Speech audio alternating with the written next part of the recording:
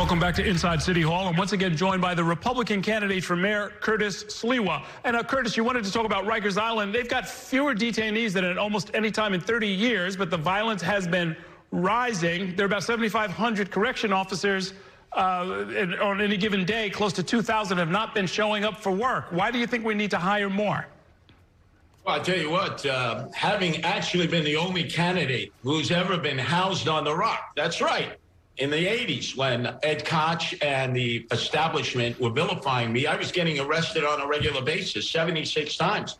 So at points, I was housed on the Rock. I know how difficult it is for correctional officers. They're being assaulted. Female correctional officers, which are the majority now, people of color, they're getting sexually harassed, raped, assaulted. And look what it took to get Mayor de Blasio to actually come out there, see for himself after 4 years. And he didn't even bother to talk to any of the correctional officers or inmates or actually look at any of the cells or dormitories. In fact, they put up a fresh coat of paint for him.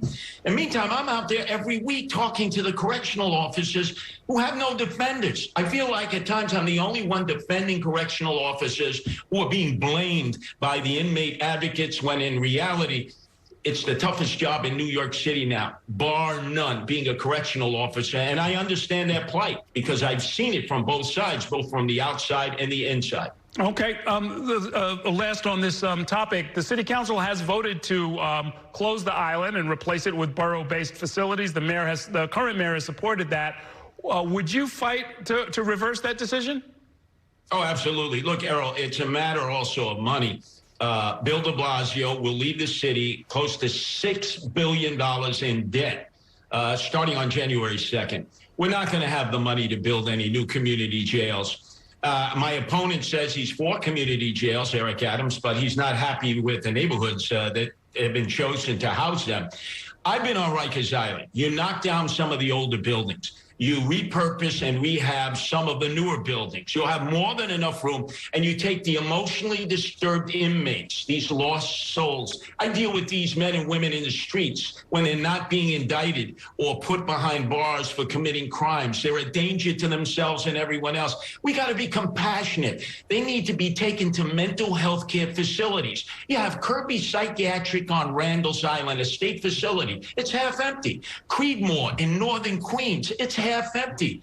Let's take these lost souls, these men and women who need medication and proper health care treatment, care for them so that they're not a danger to themselves, other inmates, and the correctional officers. I think that's the common sense thing to do. But nobody's talking about that. Okay, well, you are, and we're glad to have you here to talk about it. Let's switch to affordable housing in our last few minutes. What would be your affordable housing plan? Would you continue the tradition, I guess that goes back to Mayor Koch, of using the city's capital budget to fund and subsidize affordable housing? Well, it depends, because now you have so much empty commercial space. You see the big developers, and I know they're whining, diving, and pocket lining my adversary, Eric Adams, because they want more and more developments. They'll say, oh, I promise you 20% will be affordable. The other 80% will obviously be out there for public consumption. I say, look at all this empty space. Look at the Hudson Yards. It's a ghost town. Why should we be developing Sunnyside Yards or Sunset Park? Let's take all this empty commercial space, see what can no longer be used commercially, and repurpose it for housing that is desperately needed. And for the homeless men and women who have serious emotional issues or problems with drugs and alcohol, there used to be Camp LaGuardia in Orange County. This is what LaGuardia, the mayor, had set up years ago in the Depression. There's no reason we can't have these camps upstate where they grow their own food. They go through Job Corps. They get trained in a negotiable skill that's going to help them when they come back. And most importantly, we help them with their emotional issues, their alcohol or drug addictions, because it's very difficult to deal with that in the city itself. And as you know, that's the one area that Bill de Blasio has blundered more than ever. And who does Eric Adams want to keep on as his homeless services are? Stephen Banks? Come on, Eric. We can do better than that. Okay. You don't want to follow the failed policy of de Blasio. Sounds like a little preview of the debate. Let me ask you politics in our last couple of minutes. Are the Republican county organizations unified behind you? And your other ballot line, the Independence Party, is there anything left of the structure or the apparatus of that party? Well, thank you for bringing that up, because most people just assume I'm on the Republican line. I did win the primary.